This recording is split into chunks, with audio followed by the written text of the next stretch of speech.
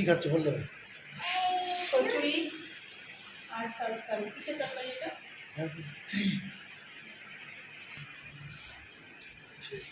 আলু। আচ্ছা, আলু দম টাইপের।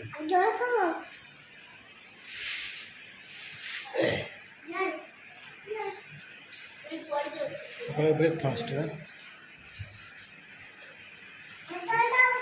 জল দিচ্ছে।